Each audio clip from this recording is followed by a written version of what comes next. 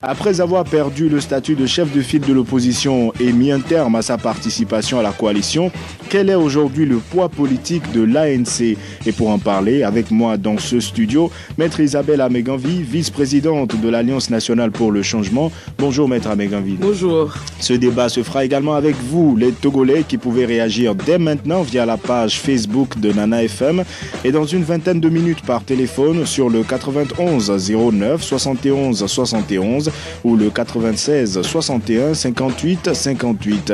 Avec Nestor Glo à la mise en onde, je m'appelle Antoine Afanou. Après avoir perdu le statut de chef de file de l'opposition et mis un terme à sa participation à la coalition, quel est aujourd'hui le poids politique de l'ANC? C'est le thème du jour.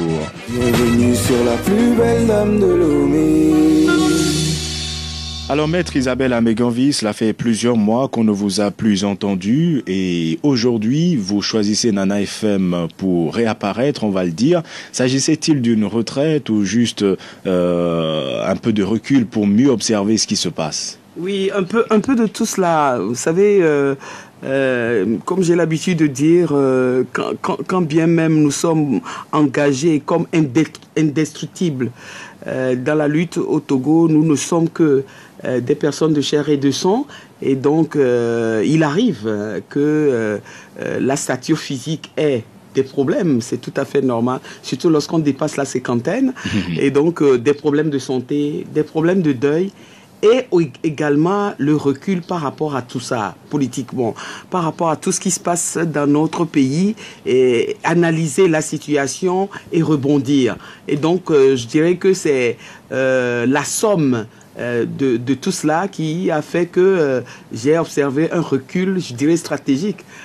Pendant à peu près 3 mois, bien avant les élections législatives du 20 décembre dernier et jusque après pour décider de choisir Nana FM aujourd'hui pour faire peut-être, comme vous le dites, une réapparition politique, encore que je n'ai jamais quitté la politique pendant ces trois derniers mois de silence. Alors, en août 2017, vous étiez encore présidente du groupe parlementaire ANC à l'Assemblée nationale. Lorsque vous entriez dans la coalition des 14, est-ce que vous imaginiez que cela se terminerait comme cela semble se terminer aujourd'hui? Vous savez, sur les réseaux sociaux ces derniers temps, a circulé une émission que j'avais animée avec votre collègue de New World TV, où j'étais sur le plateau avec M. Afanou du Cassit. Nous avions animé un débat pour parler de l'état de l'opposition. Et ce jour-là, j'avais fait observer publiquement et réaffirmer mon pessimisme par rapport à l'union de l'opposition togolaise. Parce que je justifiais cela par le fait que nous avions essayé plusieurs unions qui n'ont pas marché et donc que j'étais vraiment pessimiste de croire que les Togolais veuillent coûte que coûte que tous les partis de l'opposition s'unissent pour y arriver. Je crois que ça fait à peu près 2 ans de cela que cette émission a été animée et entre-temps, pour me démentir, il y a eu la C14 qui a été créée. Nous y étions, l'ANC y a été, j'allais dire, de toute âme, de corps et d'esprit, pour en sortir 18 mois après. Comme pour me donner raison sur l'impossibilité de l'union de l'opposition togolaise, mais une impossibilité quand même on dirait rester au travers de la gorge et difficile, parce que la volonté du peuple togolais reste l'union de l'opposition, mais cette union-là, de part, nous y reviendrons tout à l'heure, peut-être de par le comportement de nous, les responsables politiques, est complètement utopique. Mais êtes-vous en train d'expliquer que vous avez quitté cette coalition avec un certain regret, une certaine amertume? Non, non, pas du tout. Avec beaucoup de, j'allais dire, ouf. Parce que nous aurions pu, vous savez, quitter cette coalition-là depuis. j'allais dire même, nous aurions pu quitter tout de suite après y être entrés, parce que les dysfonctionnements et les problèmes ont commencé dès la création de la coalition elle-même. Mais vous savez, nous représentons un peuple, nous prétendons défendre les intérêts d'un peuple. Et lorsque le peuple souhaite quelque chose, lorsque vous êtes des leaders et que vous écoutez la voix du peuple et que vous prétendez représenter valablement un peuple, vous devez de l'écouter. Et lorsque le peuple vous dit, même contre votre gré, hein, vous dit, mais unissez-vous, restez ensemble, combattez ensemble. Et la population togolaise a démontré, lorsque nous nous mettons ensemble, de sa capacité à nous suivre, vous êtes tenus de le faire. Quand bien même vous n'y croyez pas. Lorsque j'animais cette émission-là, je n'y croyais pas. Mais lorsque il s'était agi de le faire sous l'impulsion de la population, nous l'avons fait et nous nous sommes donnés, comme je l'ai dit, corps et âme à cette union-là pour nous rendre compte finalement que les mots togolais ont la vie dure et que ça a repris. Donc, je dirais que c'est plutôt avec soulagement parce que c'était 18 mois de combat contre la dictature, mais 18 mois de frustration, 18 mois, j'allais dire de douleur même, et 18 mois d'incompréhension et 18 mois de difficultés que nous avons, nous avons supporté, et nous avons véritablement fait l'effort pour que nous n'en arrivions pas justement à la décision de quitter la C14. Mais je crois que il valait mieux, j'allais dire, pour la C14 elle-même et pour tout le monde, que nous, et principalement pour l'ANC que nous partions. Et donc nous ne partons pas avec regret, comme vous l'avez dit. Nous avons tenté une expérience, une formidable expérience qui malheureusement n'a pas marché. Il reste à faire le point de ce que nous avons fait là-bas et puis à tracer de nouvelles perspectives pour l'ANC, pour ses militants et pour tout le peuple togolais d'ailleurs. Alors la nouvelle perspective, on en reparlera, mais l'ANC, puisque c'est de ce parti que nous parlons, a enregistré une démission il y a quelques jours, un nom que les Togolais ont connu pour la plupart sur les réseaux sociaux, après le retour manqué de l'ancien ministre François Boko. Il est le président de la Fédération internationale Europe-Asie de l'ANC, où il était en tout cas. Comment avez-vous vécu cette démission et les motifs avancés? Vous savez, il y a que les démissions au sein de l'ANC que les gens, les démissionnaires, croient pouvoir transformer en un scoop public et autres. Si M. Bast Aourou Aregba, parce que c'est de lui qu'il s'agit, président de la Fédération internationale Europe-Asie, avait démissionné pour des raisons de conviction politique, ça m'aurait posé problème à moi, vice-présidente de l'ANC. Mais M. Aregba démissionne sur la base d'un problème qui n'en est même pas un.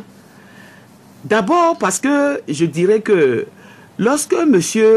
Boko avait décidé de rentrer, il n'en a pas informé l'ANC, j'allais dire officiellement.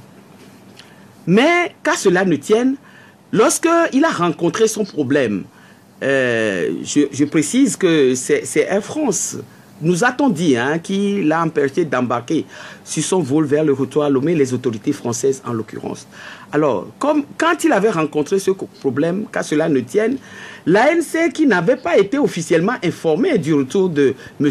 Boko, était, je dirais, le premier parti, pour ne pas dire le seul parti politique, à avoir sorti, je crois le jour même ou dès le lendemain, un communiqué dénonçant l'entrave qui est faite à la liberté de circuler de monsieur Boko. Et c'est l'ANC en tant que parti politique responsable et défendant le droit, défendant la liberté individuelle, la liberté fondamentale, qui a pris sur elle de sortir ce communiqué. Alors, lorsqu'un responsable, qui plus est de la Fédération internationale, de l'ANC, justifie une démission de l'ANC par le fait que l'ANC profiterait d'un silence, il a dit jouissif, du retour de M. Bokor. Je suis un peu retourné et je me dis, j'allais pas dire bon débarras, mais c'est comme, parce que cette démission et les raisons qui la sous-tendent nous interpellent. Ça veut dire quoi? Ça veut dire que M. Aregba a intégré, a décidé de militer à l'ANC parce qu'il aurait déjà rencontré M. Bokor, et c'est M. Bokor qui l'a décidé à choisir de militer au sein de l'ANC. M. Aregba a adhéré à l'ANC parce que M. Bokor devait rentrer librement, encore empêché qu'il a été par après par les autorités françaises et ou togolaises. Est-ce que c'est par conviction politique que M. Aregba a intégré l'ANC ou c'est sur des prétextes, j'allais dire fallacieux? Est-ce que cela traduit un certain malaise au sein de l'ANC, malaise qui serait né des résultats de la lutte et des dernières législatives? Je ne sais pas. Vous savez, nous sommes en train d'observer aujourd'hui et j'ai eu à beaucoup réfléchir pendant les 3 mois là, de silence et tout cela. Mais je crois que au Togo, nous sommes tous malades de la durée de cette lutte. Et je pensais que vous alliez parler d'hypertension parce que c'est le mal le plus courant chez les médecins. Non, mais ça provient de ça. Hein. Vous savez, l'hypertension vient du stress, du mal-être. J'allais dire physique et mental et moral et tout ce que vous voulez.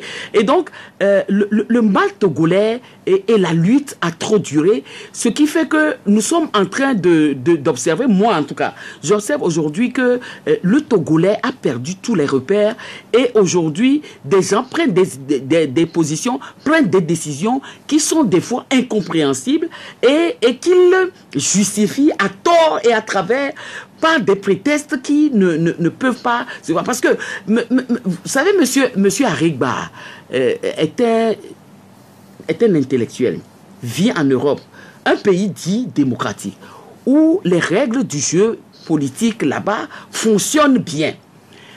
Il milite dans son pays d'origine, dans un parti politique pour son pays d'origine, qui, lui, vit dans une dictature innommable, cinquantenaire et autres, et donc doit pouvoir, avec ce qui se passe dans son pays de résidence, savoir toute proportion gardée et saisir ce qui est de profonde conviction de fond et ce qui est une procédure qui ne justifie pas l'engagement ou la conviction politique. C'est de cela qu'il s'agit. Et donc, c'est pour cela que moi, je voudrais terminer tout de suite sur ce chapitre-là pour dire que c'est vraiment dommage que nous adhérions à des partis politiques, surtout les intellectuels, sur des considérations bassement, j'allais dire, émotionnelles.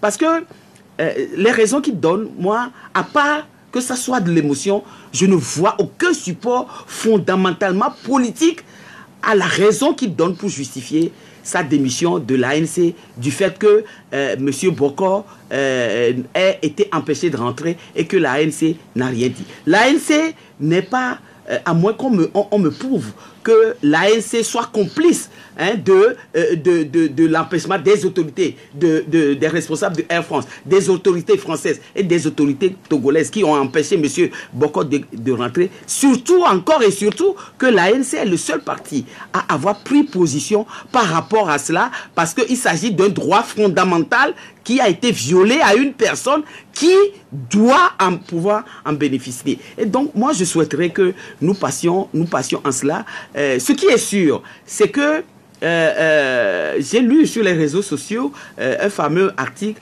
dans lequel il est dit un de perdu dit de retrouver, parce qu'au moment où M. Aregba quittait les rangs de l'ANC pour les raisons que je viens d'évoquer, 10 000 autres personnes y entraient, vous avez vu, en masse.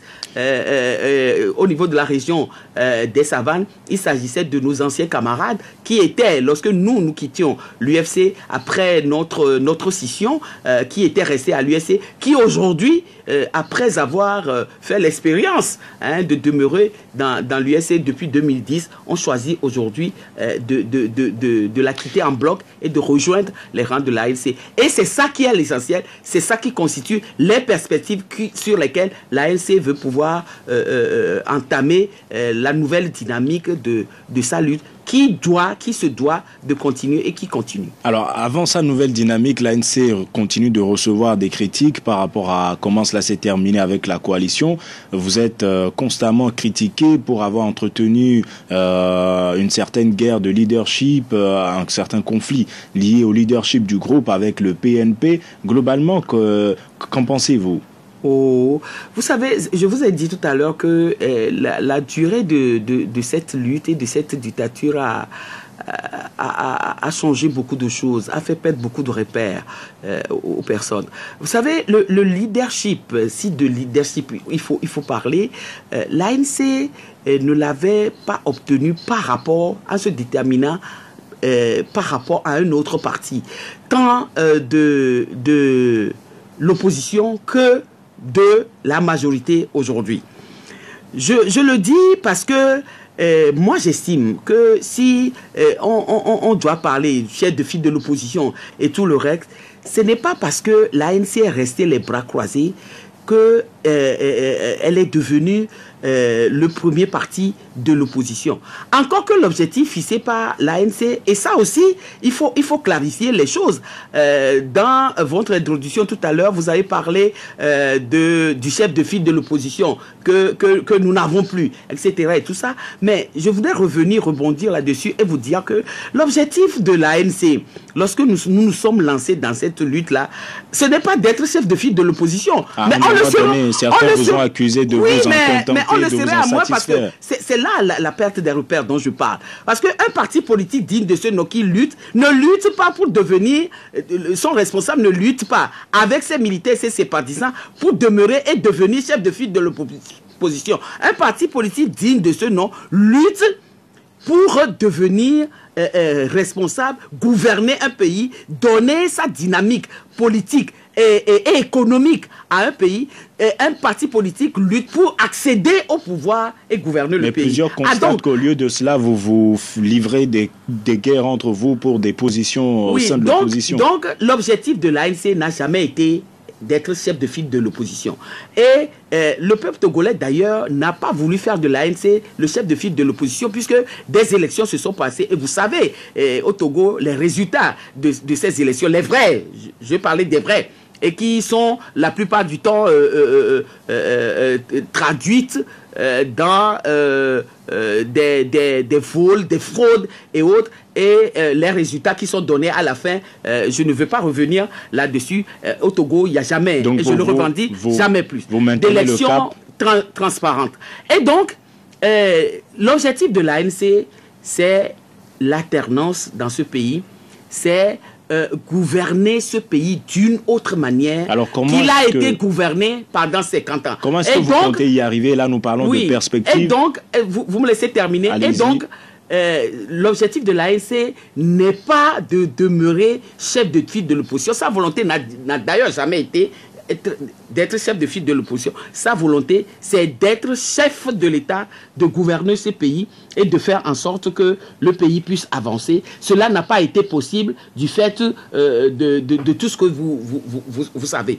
Bon, alors maintenant, aujourd'hui, par rapport à la dynamique qui s'est fait dire que l'ANC et le PNP étaient en antagonisme politique, ça poserait problème. Et ça me pose, moi, problème vu la manière dont les choses se sont passées en ce qui concerne l'ANC, la création de la coalition et la manière dont nous avons avancé. Parce qu'ils vous souviennent que l'ANC était dans cette lutte-là depuis avant UFC.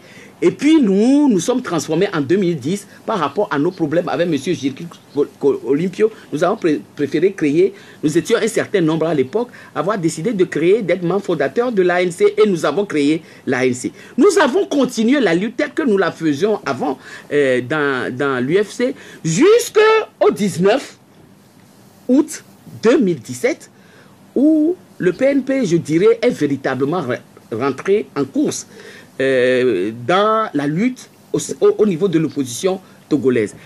Et vous vous rappelez que avant que ce 19 août, après ce 19 août, l'appel a été lancé. Monsieur Tipi Achadam a lancé un appel. Ce n'est pas l'ANC qui lui a demandé de lancer cet appel-là, mais a lancé un appel à son grand frère qui se trouve être Monsieur Jean-Pierre Fabre, président national de l'ANC. Alors, si Monsieur Tipi Achadam a lancé cet appel-là à M. Jean-Pierre Fabre, j'ose croire que c'est parce qu'il reconnaissait en M. Jean-Pierre Fabre un leader capable de l'aider. Donc pour vous, il n'y a pas de débat sur le leadership. Non, il n'y a pas de débat sur le leadership. Déjà, lui-même a tracé. Mais une fois que nous nous sommes retrouvés au sein de la coalition, et je vous fais observer qu'à cette époque-là, M. Jean-Pierre Fabre était en voyage et a répondu à l'appel. Alors, si M. Jean-Pierre Fabre avait quelques velléités par rapport à un leadership que M. Tipi Achadam lui discuterait, je ne crois pas qu'il aurait répondu à l'appel et qu'il serait revenu pour s'offrir à la disposition de ce nouveau leader qui est arrivé et avec qui et les autres leaders. Bon, il a contribué à la création de la coalition. Aujourd'hui, le PNP trace son avenir en annonçant de nouvelles manifestations pour le 13 avril. Comment est-ce que l'ANC entrevoit son futur proche? Le futur proche de l'ANC? En termes de lutte pour les objectifs que vous êtes fixés. Pourquoi voulez-vous que l'ANC entrevoie son futur proche à l'aune de ce que fait le PNP? Alors c'était juste un exemple. L'ANC est un parti politique. Nous avions formé... C'était un regroupement. En réalité, c'est parce qu'il fallait nécessairement donner un nom à ce regroupement que tout le monde l'a appelé la C14, parce qu'on était 14 partis politiques regroupés ensemble. Et donc on l'a appelé la C14. Et le nom était resté. Mais lorsque vous prenez la définition même stricto sensu d'une coalition, vous devez comprendre que ce que nous avions formé comme regroupement là n'était pas une coalition, mais quand bien même nous l'appelons coalition, nous étions des partis politiques et nous nous sommes réunis sur un mémorandum bien déterminé, c'est obtenir les réformes, obtenir le vote de la diaspora, obtenir les réformes constitutionnelles et électorales pour permettre une élection libre, démocratique et transparente. C'était les objectifs fixés par la C14 et sur la base desquels nous nous sommes réunis au sein de la C14. À partir du moment où aujourd'hui nous avons convenu que nous ne pouvions plus être dans la C14, et j'observe que le PNP a quitté la C14 avant l'ANC qui est resté, qui a assisté aux 2 journées de réflexion pour faire, j'allais dire, l'audit, l'audit moral, l'audit financier et tout le reste de la C14, alors que le PNP n'y était pas, et que c'est après les derniers événements qui constituent la goutte d'eau qui a débordé le vase, que l'ANC a décidé de partir. Et donc aujourd'hui que l'ANC est partie, l'ANC reste l'ANC pour le moment. Et j'avais dit que nous sommes sortis d'une crise. Aujourd'hui, donnez-nous le temps de faire, j'allais dire, le bilan des 18 mois que nous avons, je ne vais pas dire perdu, je ne vais pas dire perdu au sein de la coalition, que nous avons passé au sein de la coalition pour pouvoir déterminer nos objectifs. Et donc, cela n'empêche pas le PNP, qui est un parti politique en lui-même, de faire ses activités, de faire ce qu'il veut, comme l'ANC ne demandera pas la permission de qui que ce soit avant une fois qu'elle aura tracé les perspectives de son avenir, de son action future, pour les poser et les exécuter. Alors, également. Avant de donner la parole aux auditeurs, vous voyez l'ANC entrer à nouveau dans une nouvelle coalition à l'avenir? Je n'ai pas pour habitude en politique de dire puis je ne boirai plus jamais de ton eau. Puisqu'en politique, ça n'existe pas. Puisque en politique, c'est possible. Mais lorsque ce moment viendra, nous y regarderons par deux fois. C'est tout ce que je veux dire pour le moment. Le 91 09 71 71 ou le 96 61 58 58. À votre avis, quel est aujourd'hui le poids politique de l'ANC après tout ce qui s'est passé ces derniers mois? Nous avons un premier auditeur en ligne. Allô? Allô? Bonjour. Bonjour. Vous vous appelez comment? Max. Max Dadido Gomé. Allez-y rapidement, nous vous écoutons. Baissez le volume de votre radio, s'il vous plaît. Allô? Oui, allez-y, nous vous écoutons. Ok, bonjour à votre invité. Bonjour. Bon, pour ce qui concerne le poids politique de l'ANC, ce qui détermine le poids d'un parti politique, c'est les élections législatives. Je pense qu'il faut que nous attendons une autre élection législative pour déterminer le poids que l'ANC a. Bon. Et de deux, quand nous parlons de l'union de l'opposition, quand le peuple veut que l'opposition s'unisse, en fait, c'est que la multiplicité, c'est le thème que vous avez traité avant, la multiplicité des partis politiques est comment on appelle, la gangrène qui mine la politique togolaise. Vous pensez qu'avec moins de partis politiques, ça se serait passé autrement? Autrement. C'est-à-dire, on pouvait avoir 1000 partis politiques, mais avoir 2 ou 3 regroupements. Et dans ces regroupements, on fait des élections sectorielles dans ces partis qui désignent un candidat. Bien. Et c'est ces candidats qui vont se retrouver pour les élections présidentielles, les 2 ou les 3. Merci. Merci Max d'avoir participé au débat. Passez une bonne journée. Sur la page Facebook de Nana FM, Jules Irukura écrit que l'ANC n'est diminué en rien. Il grandit plutôt, le plus structuré des partis politiques au Togo. Kodjoga Aklipo ajoute sans l'ombre d'un doute, l'ANC est le plus grand parti politique de l'opposition au Togo. Malgré tout ce qui s'est passé, le parti conserve tout son poids. Un autre auditeur en ligne. Allô? Allô, oui, bonjour Antoine. Bonjour Monsieur Lawson, comment allez-vous? À merveille. Allez-y, nous vous écoutons de Casablanca. Et je salue votre invité. Bonjour. L'ANC reste l'ANC. Ça a toujours été un parti battant.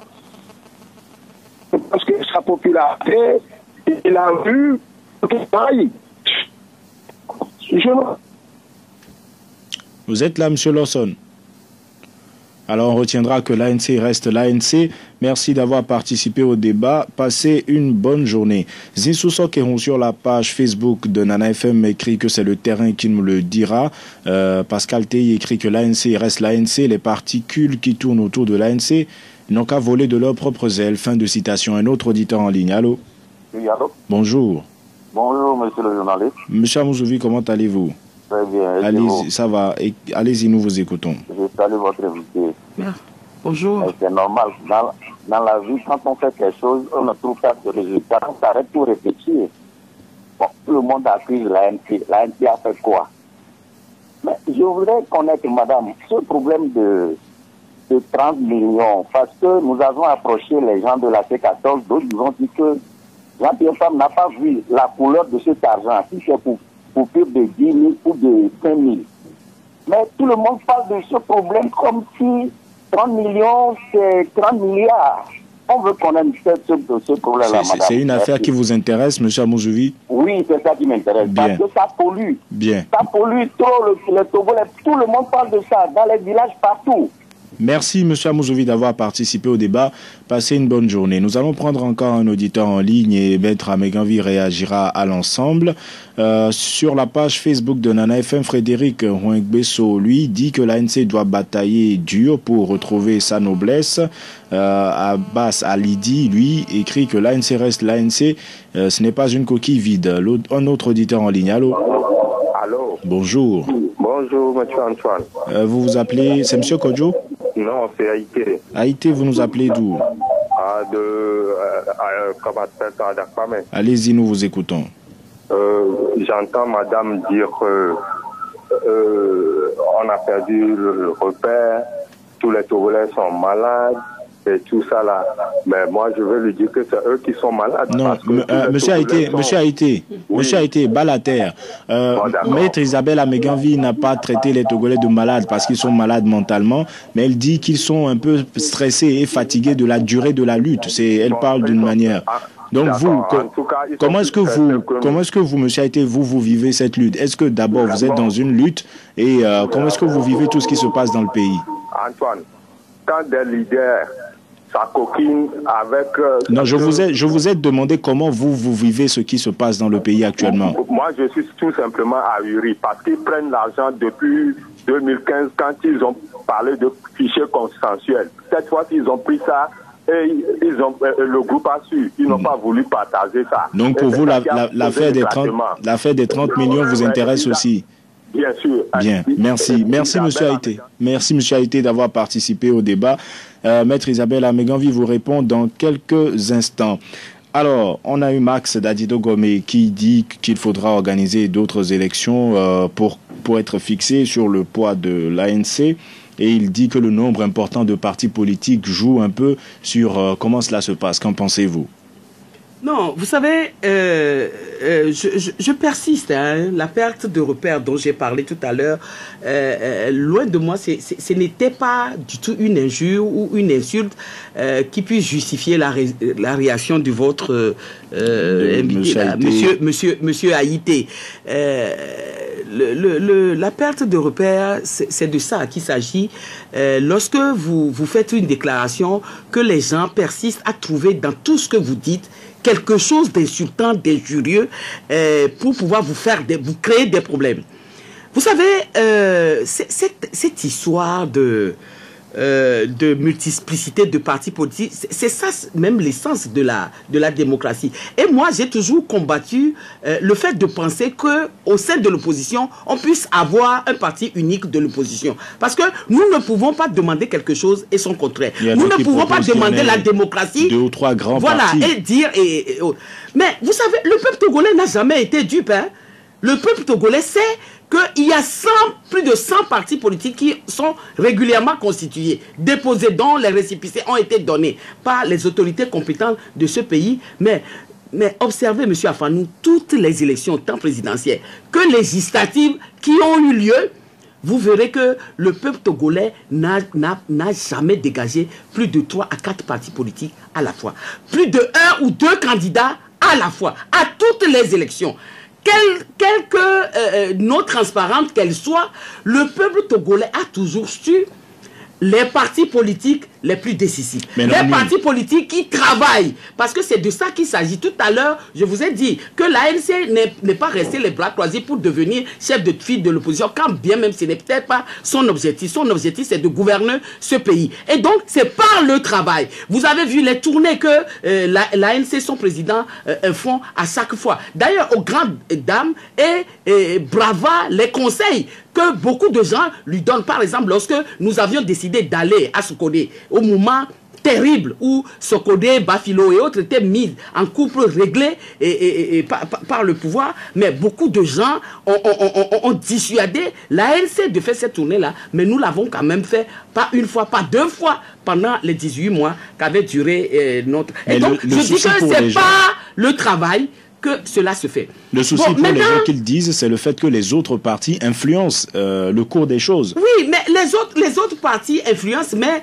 ces partis politiques-là, c'est des Togolais aussi. C'est des Togolais qui ont créé des partis politiques et qui estiment être de l'opposition. Et vous pensez que c'est leur droit parce voilà, c'est leur droit. Et qui aussi, à un moment donné, avec l'ANC et ceux que les gens considèrent comme les grands partis politiques ont décidé de poursuivre un même objectif qui se trouve, ce que je vous ai dit tout à l'heure, être les réformes, le vote de la diaspora, les réformes constitutionnelles, institutionnelles et électorales et autres. À un moment donné, tous ces partis politiques se sont retrouvés dans une seule et même dynamique et ont décidé de mettre leur énergie et leur effort ensemble pour arriver à bout de ce projet-là, pour arriver à atteindre l'objectif qu'ils se sont fixés. C'est de ça qu'il s'agit. Mais On ne peut pas obliger les partis politiques qui n'ont pas les mêmes obédiences politiques, qui ne sont pas de la même... Parce que parmi nous, il y a des socialistes, il y a des démocrates, il y a tout ce que vous voulez, qui n'ont pas la même obédience politique à se mettre ensemble. C'est vrai que dans notre pays, la démocratie n'est pas encore en cours pour que nous parlions de la multiplicité. Mais nous aspirons vers la démocratie. Et la démocratie, c'est le multipartisme. Et donc, à partir de ce moment-là, ces partis politiques ont la liberté de fonctionner. Tout en sachant, comme vous le dites, que les Togolais ne sont pas dupes. Que les Togolais ne sont pas dupes. Et lorsqu'il s'agit d'échéances électorales, les Togolais font toujours la part des choses et savent à quoi s'en tenir. Alors, M. Amouzouvi dit que cette affaire de 30 millions pollue l'atmosphère. Il dit que 30 millions, c'est pas 30 milliards, mais M. Haïté, lui, il est mécontent. Il dit que vous avez toujours pris depuis cette histoire de fichiers consensuels. Oui, mais vous savez, c'est ça, et je le réaffirme encore, il y a un manque de repères dans ce pays qui est extraordinaire. Vous savez, cette affaire de prise d'argent et autres là ne date pas d'aujourd'hui. Et si un parti politique et un responsable politique de l'opposition a été victime de cette, j'allais dire, cabale, c'est bien l'ANC et son président, M. Jean-Pierre Fabre. Parce que c'est depuis, j'allais dire, 2010 et exacerbé en 2015 que les mêmes personnes aujourd'hui qui s'attaquent à la C14 à propos de ces 30 millions-là ont commencé par livrer M. Jean-Pierre Fabre et l'ANC à la vindicte populaire sous prétexte qu'il aurait pris 500 et quelques millions. Ça dépend de celui qui le dit. C'est 300 millions par-ci, 500 millions par-là, etc. et tout ça. Et aujourd'hui, il se trouve que des gens qui répandaient ce bruit-là se sont retrouvés dans la coalition aujourd'hui et qu'aujourd'hui, eux aussi, j'allais dire, ils testent.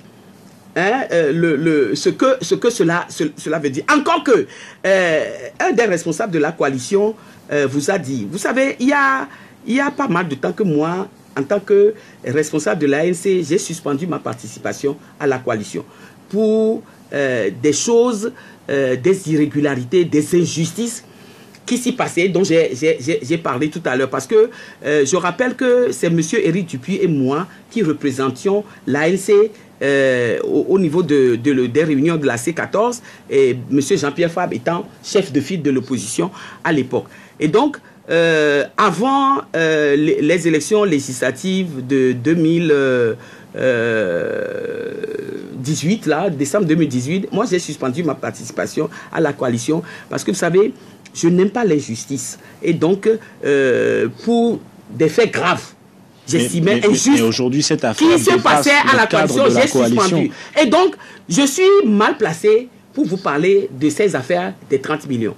Mais ce que je sais, parce que lorsque le problème s'est posé et tout cela, j'ai discuté avec M. Jean-Pierre Fabre, avec M. Éric Dupuis, qui ont continué et tout. Et je réaffirme que les 30 millions n'ont pas été donnés à M. Jean-Pierre Fabre parce que pour la simple et unique raison que je connais très bien M. Jean-Pierre Fabre. M. Jean-Pierre Fabre s'occupe de ce qui le regarde. M. Jean-Pierre Fabre n'a jamais été le trésorier de la C14 et ce n'est pas M. Jean-Pierre Fabre qui a pris les 30 millions qui ont été donnés. Mais la prise de 30 millions en soi, pour certains Togolais, cela gêne, vu la manière dont vous avez conduit la lutte jusqu'ici, vu l'intégrité qui a souvent été revendiquée. Certains sont déçus et c'est peut-être ce que traduit M. Haïté d'entendre que des partis politiques d'opposition au sein de la C14 ont pris de l'argent, quel que soit le montant. Et ont pris de l'argent où? Et quel montant? 30 millions. Mais nom de Dieu, 30 millions.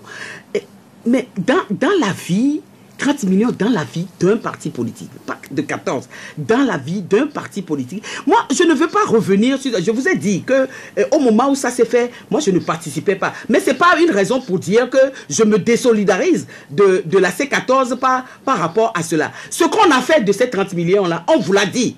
On vous l'a dit. Mais ce que je remarque, c'est que, vous savez, les financements des partis politiques, quels qu'ils soient, dans tous les pays, surtout des partis politiques de l'opposition. Parce que, savez-vous, les partis politiques de l'opposition ont ont la vie dure, surtout au Togo, parce que ce qui leur est fait, c'est les empêcher de pouvoir travailler. Les gens, or, pour qu'un parti politique travaille, il lui faut de l'argent, il lui faut du financement et autres. Et lorsque 14 partis politiques se réunissent et vont voir un facilitateur, et que ceux qui interviennent dans la facilitation de qui ont déjà, eux aussi, goûté à l'opposition dans leur pays respectifs, savent que pour que ces partis puissent fonctionner, ces partis ayant des centaines de prisonniers détenus, qui ne sont pas pris en charge par l'État qui les a arrêtés, qui les a emprisonnés, mais qui sont pris en charge par les responsables de ces partis politiques-là, dont ces personnes-là sont militants.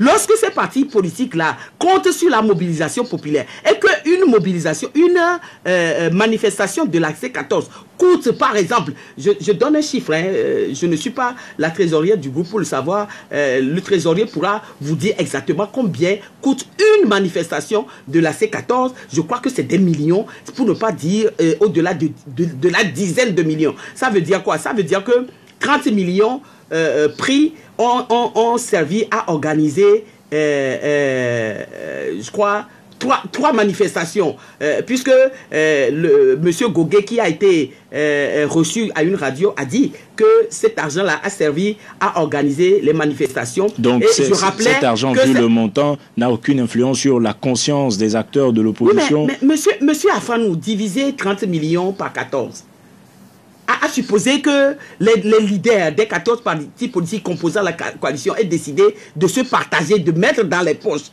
vulgairement, comme on dit, ces 30 millions-là. Diviser 30 millions par 14, vous verrez, ça fait 2 millions et quelques. Alors, vous croyez que les responsables qui composent la C14 sont à 2 millions et quelques près? Puisque pour accuser Jean-Pierre, monsieur Jean-Pierre Fabre, de prendre de l'argent, mais on l'a taxé d'avoir pris 500 et quelques millions. Comment est-ce que Jean-Pierre Fabre aurait pu prendre à lui tout seul 500 et quelques millions et que 14 responsables politiques aient pu se partager 30 millions? Ce que moi je retire comme leçon de cette affaire, c'est que les populations togolaises, les personnes du genre de monsieur Haïté, viennent de mettre l'opposition togolaise dans de beaux draps, parce que je ne vois pas au monde qui déciderait encore aujourd'hui de venir en aide et financièrement à l'opposition togolaise. D'être découvert. Voilà, non, pas d'être découvert, mais d'être vilipendé de la sorte. Parce que dans tous les pays normaux, lorsque vous faites une lutte, vous vous adressez toujours à des gens pour qu'on vous aide. Peut-être parce que ça n'a jamais été expliqué aux militants, oui, c'est ce qui explique leur réaction. Oui, mais les vrais militants, c'est les vrais militants qui sont dans les partis politiques, qui luttent et qui savent et qui cotisent d'abord. Ça, c'est important aussi. Parce que ce que les Togolais doivent savoir, c'est que la lutte a un coût et que les personnes doivent copier. Ceux qui font des sous gras sur ces 30 millions, aujourd'hui, posez-leur la question de savoir de combien ils ont contribué. Ça ne leur a pas été enseigné, on les a plutôt habitués à cette politique qui a beaucoup d'argent. C'est cela, et nous leur apprenons aujourd'hui à faire en sorte que lorsque vous militez dans un parti politique, il faut comprendre que ce n'est pas le parti politique qui doit vous financer, c'est vous qui devez cotiser et faire en sorte que le parti politique puisse avancer. Et lorsque le parti politique a besoin de financement et qu'on lui vient en aide, je dis que je n'ai pas de jugement de valeur sur la prise ou non de ces 30 millions et autres. Je vous ai dit que ça a été fait, mais je justifie par lequel. Alors, nous sommes presque. Que tous les partis politiques, surtout ceux de l'opposition, ont besoin, compte tenu de la misère qui leur est faite dans leur pays pour les empêcher de travailler, d'être aidés, d'être financés par... Nous sommes presque à la fin de cette émission et pour connaître le poids de chaque parti, écrit M. Eliou sur la page Facebook de Nana FM, nous devrons les observer, organiser différentes manifestations. D'ailleurs, le PNP s'annonce, c'est ce qu'il écrit. Est-ce que le PNP a votre soutien pour l'organisation de cette série de manifestations? Monsieur Afanou, vous savez, notre départ, je vais conclure en cela, notre départ de la C14... Il y aura encore une question et votre mot de la fin. A fondamentalement pour cause principale l'attitude du PNP pendant les 18 mois que nous avons passé au sein de cette de la C14. Donc vous les soutenez ensuite, avec le dernier événement des partis politiques qui se sont précipités pour aller donner leur nom pour être à la CENI, où aujourd'hui nous nous retrouvons, on a formé le bureau de la CENI, et après on n'a jamais eu une CENI aussi catastrophique, où nous nous retrouvons à 2 partis politiques de la C14 sur les 17 membres que compte la CENI. Et donc, les 2 raisons fondamentales qui ont justifié le départ de l'ANC de la C14, les voilà. Et donc, à partir de ce moment-là, quelqu'un ne peut pas, parce qu'il faut le dire ainsi, le PNP nous a causé à l'ANC du tort. Je le dis, je sais que je vais être vilipendé sur les réseaux sociaux et tout ça, je l'assume. Bon, en tant que responsable politique au Togo, vous devez assumer. Mais je dis que l'ANC a souffert pendant les 18 mois passés au sein de la C14 et on peut lire du PNP. Aujourd'hui, je demande seulement à ce que les gens donnent le temps à l'ANC de respirer un coup, de faire le bilan, et après l'ANC dira. En même temps, votre mot de la fin, est-ce que vous participerez aux prochaines élections locales organisées par cette CENI? Nous n'en sommes pas encore là, M. Afanou. Vous savez, j'ai pour habitude de ne jamais mettre les charrues avant les bœufs. Lorsque mon parti politique aura décidé de son attitude à adopter par rapport à ça, vous le saurez assez tôt, parce que vous savez que nous faisons savoir à nos militants, aux auditeurs, à tout le peuple togolais, ce que nous faisons en temps toujours opportun. Et merci. Donc, ça sera pareil pour ce qui concerne les locales qui vont venir, et nous le ferons assez tôt pour que les gens comprennent notre position. Si nous avons décidé d'y participer, pourquoi nous avons décidé d'y participer? Et sinon, si nous avons décidé de ne pas y participer, pourquoi les Togolais le seront? Merci. Merci, Maître Isabelle Ameganvi, d'avoir accepté notre invitation. Je rappelle que vous êtes vice-présidente de l'ANC, l'Alliance nationale pour le changement. Ce débat ainsi s'achève. Merci à vous, auditeurs, de l'avoir suivi. Nous vous souhaitons une très bonne journée, et d'ici lundi, vous aurez droit à une rediffusion demain samedi à partir de 15h. Très bonne journée à vous.